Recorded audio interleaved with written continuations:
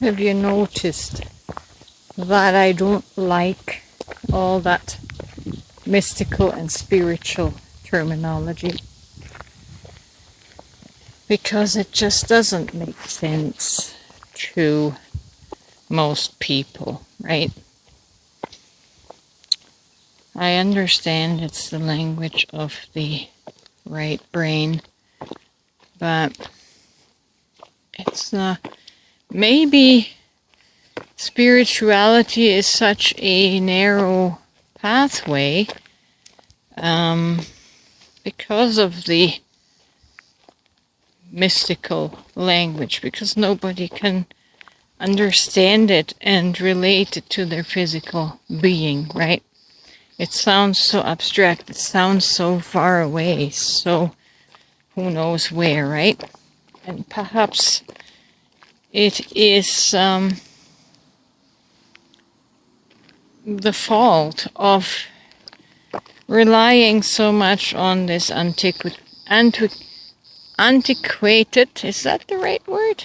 Antiquated word, terminology, language, ancient language.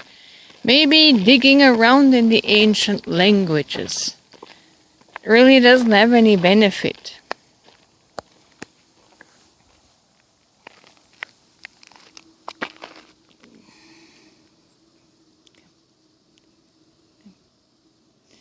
I think you're having a problem. Come here. Let me get you here.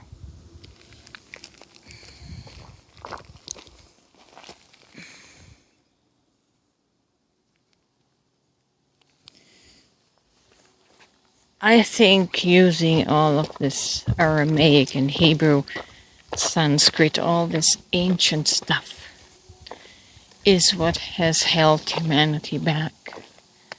I'm so grateful for the work of Carl Jung, who has really opened up the mystical and given it some structure, scientific structure, right?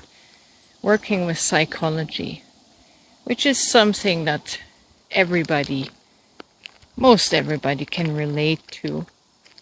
So, with that being said, I am not fond of all these mystical ancient writings.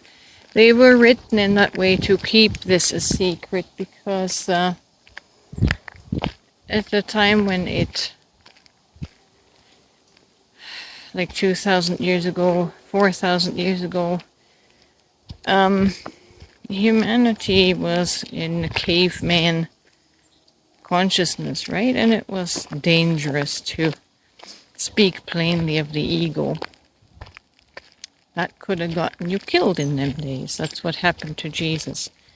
But today we don't need to conceal the truth in mystical language, in ancient language anymore. And I think it's time to just abandon the ancient